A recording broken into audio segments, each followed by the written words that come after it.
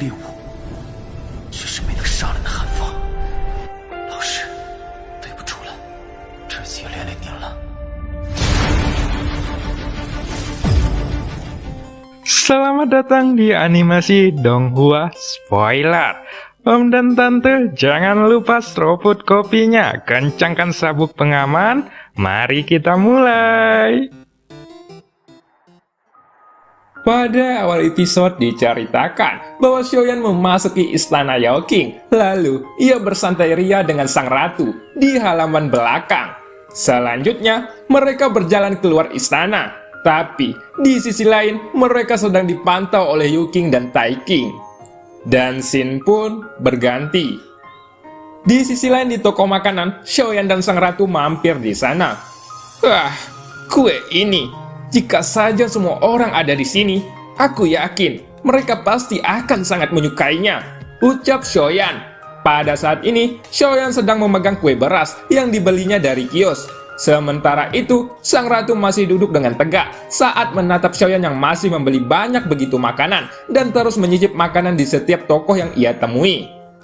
Saat ini, sosok kelinci bingung sudah berubah wujud menjadi seorang manusia dan dia sudah menumpuk piring sampai melebihi kepalanya. Ia sepertinya sangat menyukai makanan tersebut. Jangan makan terlalu banyak, ada bebek panggang di sana, dan itu wajib jika dibungkus dengan adonan melon dan bawang putih, ucap sang ratu. Kemudian, Xiaoyan pun mengangkat alisnya sedikit ketika dia mendengar kata-kata itu, dan dia pun benar-benar mencicipinya. Setelah selesai makan, mereka pun berjalan kembali mengelilingi kota Piantian ini.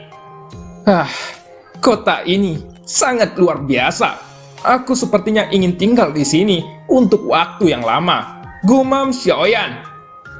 Itulah mengapa kamu mendaki ke gunung itu dan melihat langit. Jadi, kamu lupa bahwa masih ada orang di tanah, ucap sang ratu yang berada di samping Xiaoyan. 100 tahun yang telah kita lewati dalam sekejap mata adalah seumur hidup manusia. Tetapi, baik kultivator maupun manusia, semuanya tidak luput dari penderitaan dunia manusia, ucap sang ratu. Dibandingkan dengan manusia, menjadi kultivator sebenarnya lebih menyakitkan. Itu karena kita memiliki kenangan panjang yang tidak dapat dipisahkan. Dan jika dilupakan, itu bahkan lebih menyakitkan, ucap sang ratu kembali. Selanjutnya Xiaoyan memandang kota Piantian yang terang benderang ini dan hanya mendengarkan kata-kata sang ratu yang lembut. Dan hati Xiaoyan yang senang juga sangat tersentuh. Ayo kita naik perahu, ucap Xiaoyan sambil melangkah menaiki perahu yang berada di sungai kecil di kota Piantian. Sang ratu pun dengan ringan menepuk kepalanya dan menginjakkan kaki di perahu bersama Xiaoyan.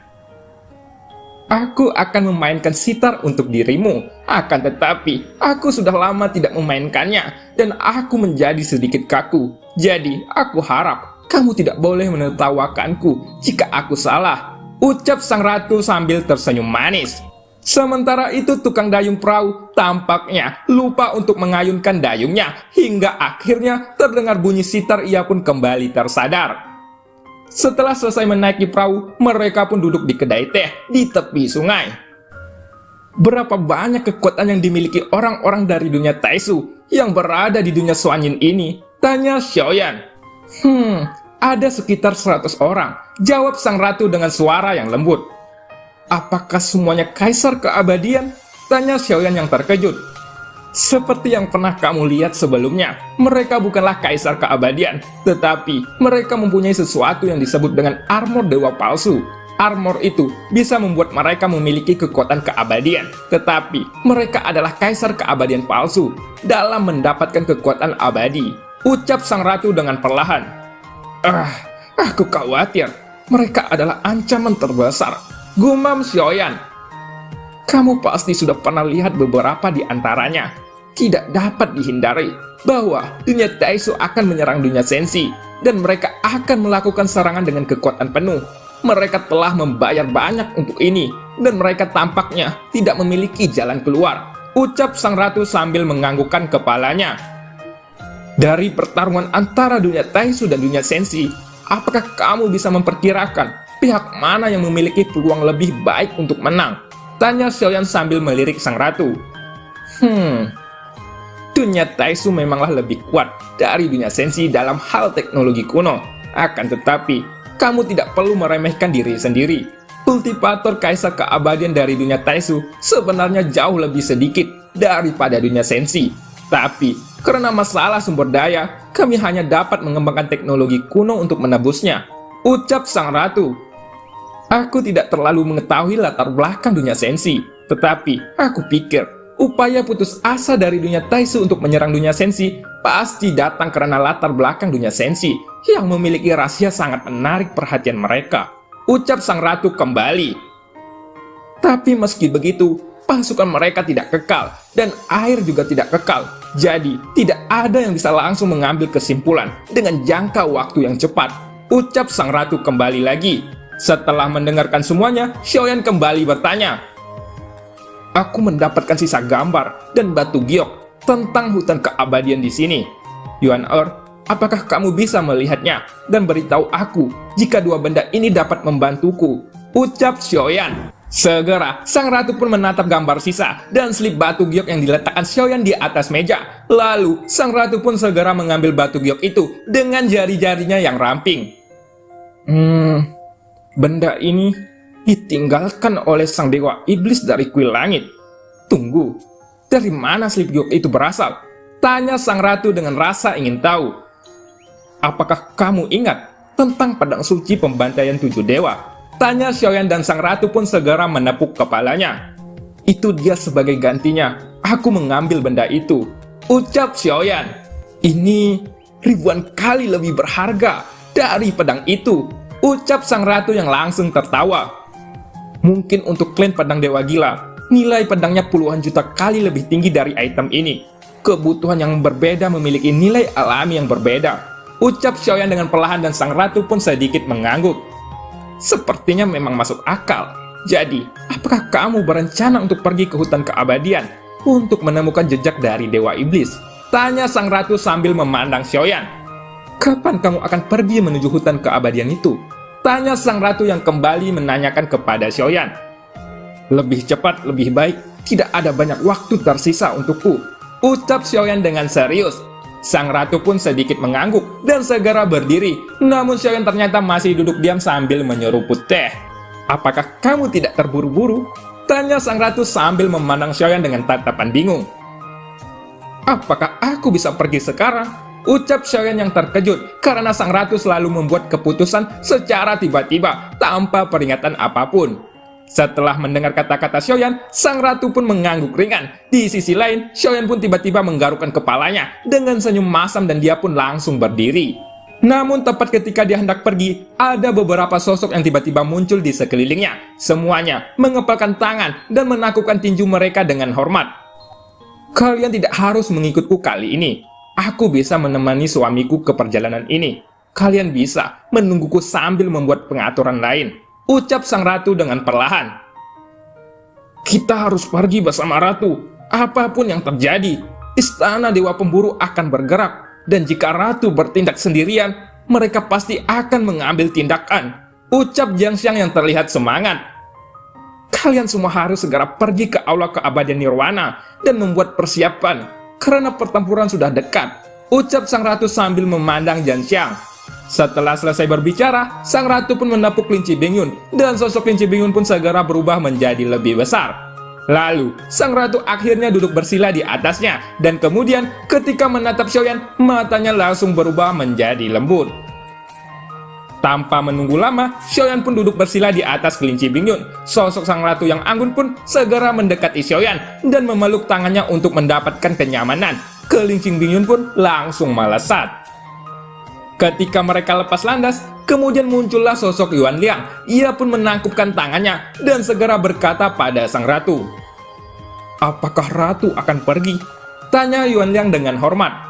Aku akan pergi dengan suamiku, dan aku beruntung telah menderita untukmu selama ini, ucap sang ratu sambil menanggukkan kepalanya. Ketika Yuan Liang mendengar kata suami, dia tiba-tiba menatap Xiaoyan dan kebingungan langsung muncul di dalam hatinya. Aku mengerti, sang ratu tenang saja, semuanya sudah direncanakan, ucap Yuan Liang. Namun, ketika mendengar kata-kata ini, Xiaoyan tiba-tiba tersenyum pahit. Setelah itu, kelinci bingung segera bergerak dengan kecepatan penuh dan meninggalkan kota Pentian. Lalu mereka meninggalkan bintang Pentian tanpa hambatan. Apakah suamiku memiliki sesuatu di dalam pikiranmu? Tanya sang ratu sambil melirik Xiaoyan. Xiaoyan pun menggelengkan kepalanya sambil tersenyum masam. Yuan berapa lama kita akan mencapai hutan keabadian? Tanya Xiaoyan. Kita akan sampai dalam beberapa bulan jika menggunakan kecepatan penuh, jawab sang ratu. Xiaoyan pun sedikit mengangguk dan menutup matanya. Tetapi ketika ia ingin tidur, tiba-tiba ada ledakan mati rasa di telinganya. Xiaoyan pun mengerutkan keningnya dan segera membuka matanya. Ternyata wajah sang ratu sudah dekat dengan wajahnya. Itu hanya ada satu jari di antara bibirnya. Xiaoyan pun langsung terkejut. Namun kemudian sang ratu langsung jatuh ke belakang dan melemparkan dirinya ke dalam pelukan Xiaoyan. Suamiku, setelah waktu yang lama, kurasa aku bisa melakukan sesuatu, ucap sang ratu. Sang ratu jatuh ke pelukan Xiaoyan. Jari-jarinya yang ramping menggambar lingkaran di dada Xiaoyan dan tubuh lembutnya melilit tubuh Xiaoyan. Yuan tunggu dulu. Kelinci itu masih di sini, ucap Xiaoyan dengan panik. Apakah kamu berencana untuk tetap seperti ini hingga kita sampai di hutan keabadian? Ucap sang ratu. Yuan aku khawatir tempat ini tidak cocok untuk melakukannya, ucap Xiaoyan. Xiaoyan ingin melepaskan dirinya dari pelukan sang ratu, akan tetapi dia menemukan bahwa tubuhnya sudah dikunci oleh sang ratu. Ratu Xianyuan lebih kejam daripada Ratu Kuil Kuno. Ia tidak memberi Xiaoyan kesempatan untuk melawan dan memeluknya dengan sekuat tenaga. Xiaoyan pun hanya bisa memejamkan matanya, apalagi yang bisa dia lakukan jika tidak bisa melawannya. Tapi Xiaoyan sebenarnya masih menolak di dalam hatinya. Meskipun suamiku enggan mengatakannya, kupikir tubuhmu sangat jujur. Jangan khawatir suamiku. Aku sudah menyembunyikan auraku, jadi tidak ada yang bisa melihat apa yang akan kita lakukan sekarang, ucap sang ratu kembali. Xiaoyan pun tersenyum masam. Dia berpikir bahwa masih ada kelinci bingung yang akan melihat mereka. Pada titik ini, Xiaoyan hanya bisa pasrah dan mengikuti apa yang akan dilakukan oleh sang ratu pada dirinya. Untungnya tidak mungkin bagi sang ratu untuk pergi ke dunia sensi. Dengan cara ini, dia bisa membuang masalah ini dan berpura-pura bahwa itu tidak pernah terjadi. Dalam hal ini, jika Caili dan Sun mengetahuinya, kemungkinan Xiaoyan akan menerima tamparan dari mereka berdua. Tenanglah Yuan aku bukan dewa tertinggi. Aku benar-benar bukan dewa tertinggi yang kau kenal, ucap Xiaoyan. Xiaoyan hanya bisa berbicara, tapi saat ini semua baju yang menempel di tubuhnya sudah terlepas. Jangan bicara omong kosong lagi, kita sudah sampai di sini, jadi kamu harus melakukannya, ucap sang ratu sambil tersenyum manis. Xiaoyan pun langsung berbaring. Kini, diperkirakan tidak peduli bagaimana dia melawan, itu pasti akan sia-sia. Di dalam kekosongan, kelinci bingung seharusnya bergerak dalam garis lurus. Tapi pada saat ini, dia berubah menjadi garis gelombang, seolah-olah ada yang mengguncang tubuhnya. Namun, kelinci bingung tampaknya sangat acuh tak acuh melihat bahwa tidak ada keributan tentang hal itu. Sepertinya, perbuatan semacam ini sudah pernah dilakukan oleh sang ratu dengan dewa tertinggi. Jadi, kelinci itu tidak akan terkejut lagi. Selama beberapa saat, Xiaoyan tidak bisa memejamkan matanya dan terus mengikuti apa yang diinginkan oleh sang ratu. Yuan apakah kita akan sampai? Ucap Xiaoyan. Suara Xiaoyan sudah lemah saat ini. Ketika mendengar ini, wajah sang ratu langsung memerah. Kemudian, dia segera menarik selendang merahnya dan menutupi tubuhnya. Suamiku masih pintar. Waktu kebahagiaan terasa terlalu begitu singkat. Itu benar, kita akan segera sampai ke hutan keabadian, ucap sang ratu sambil tersenyum. Kini, tatapan Xiaoyan terlihat kosong. Ini karena dia masih memikirkan apa yang telah dilakukan di dalam perjalanan ini. Yuan aku punya permintaan untuk kamu lakukan, ucap Xiaoyan. Xiaoyan akhirnya bisa mengendalikan tubuhnya dan perlahan mengenakan pakaiannya lagi. Namun, wajahnya masih terlihat bingung. Suamiku, tidak masalah apapun permintaanmu. Aku pasti akan memuaskanmu. Bukankah kamu berpikir bahwa hal yang tadi masih tidak cukup? Ucap sang ratu sambil tersenyum. Sang ratu memandang Xiaoyan dengan wajah cantiknya. Namun Xiaoyan segera melambaikan tangannya beberapa kali. Untuk masalah ini, bisakah aku meminta Yuan merahasiakan untukku? Gumam Xiaoyan. Apa yang kamu khawatirkan? Aku tahu bahwa kamu punya banyak istri dan selir di dunia sensi. Tapi, dunia sensi tetaplah dunia sensi. Sekarang, kamu ada di dunia Xuanyin. Tapi jangan khawatir, aku akan bertanggung jawab, ucap sang ratu sambil menepuk bahu Xiaoyan. Maafkan aku, ucap sang ratu sambil menundukkan kepalanya. Tapi kamu terlalu manis, aku tidak bisa menahan diri. Maafkan aku, ini semua salahku, ucap sang ratu dan Xiaoyan tertekun sejenak.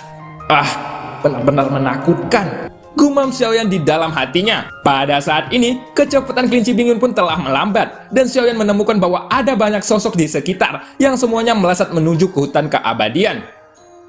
Apakah di sini selalu ramai? Gumam Xiaoyan dengan wajah terkejut. Tentu saja tidak. Aku yang menyebarkan berita tentang ini, ucap sang ratu dengan sedikit tersenyum. Ingat bahwa aku sudah memberitahumu sebelumnya, di hutan keabadian, binatang penjaga bukanlah ancaman terbesar, ujar sang ratu. Apakah di sini ada sesuatu yang lebih kuat daripada binatang penjaga itu? Tanya Xiaoyan dengan wajah yang bingung. Mendengar ini, sang ratu pun mengangguk ringan, dan kemudian dia berkata dengan perlahan, selain binatang penjaga, di hutan keabadian, yang benar-benar menghalangi adalah aturan misterius yang terkandung di dalamnya, ujar sang ratu. Aturan misterius? Gumam Xiaoyan. Itu benar. Hutan keabadian adalah ruang unik yang terbentuk setelah kejatuhan banyak makhluk abadi. Ini bukanlah tempat yang merupakan perpaduan kehendak dari makhluk abadi itu. Meskipun memasukinya tidak akan langsung dilenyapkan, begitu kamu menyentuh aturannya, jika kamu ingin keluar, kamu harus sangat cukup kuat. Kalau tidak, pasti akan mati, ucap sang ratu sambil menganggukkan kepalanya. Apakah Yuan tahu tentang aturannya? Tanya Xiaoyan. Aku tahu beberapa hal, seperti tidak memercikkan darah ke tanaman apapun, ucap sang ratu. Xiaoyan pun mengangkat alisnya ketika mendengar kata-kata itu. Masih ada aturan aneh seperti itu? Begitu kita menyentuh aturannya, apakah kita akan langsung dilenyapkan? Tanya Xiaoyan dengan wajah terkejut. Dia telah menemukan banyak larangan membunuh, tetapi ini adalah pertama kalinya aturan aneh seperti itu ditetapkan di sebuah tempat. Itu tidak benar. Sebelum menyentuh aturan, selama kamu tidak mengambil inisiatif untuk memprovokasi mereka, hutan keabadian tidak akan dengan mudah meluncurkan serangan. Tetapi, begitu kamu menyentuh aturannya, kamu akan menjadi target semua pembunuh yang ada di sini, ucap sang ratu sambil mengerutkan keningnya.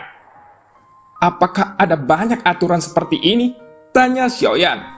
Masih banyak lagi. Sejauh yang aku tahu, seperti tidak mengeluarkan nyanyian di dalamnya, tidak boleh mengucapkan kata-kata kasar, tidak boleh menyebutkan nama seseorang, dan tidak boleh membuang air kencing sembarangan, ucap sang ratu.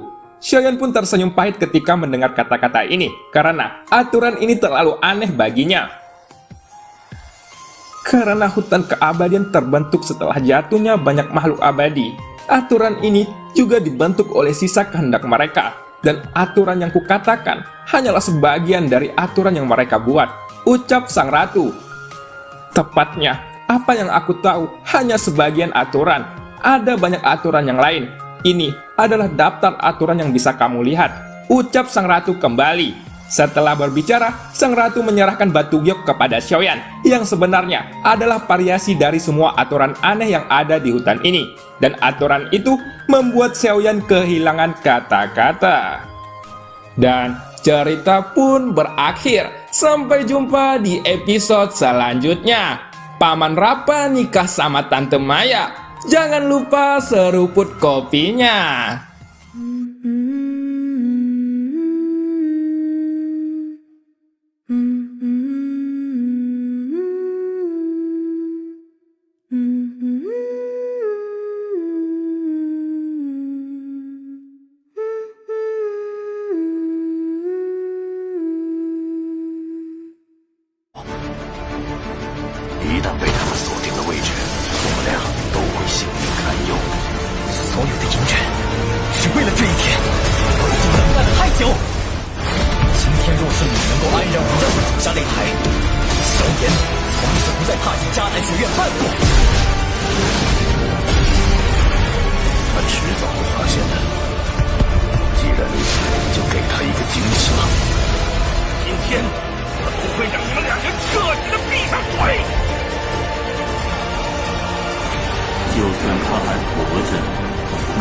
间也绝不可能。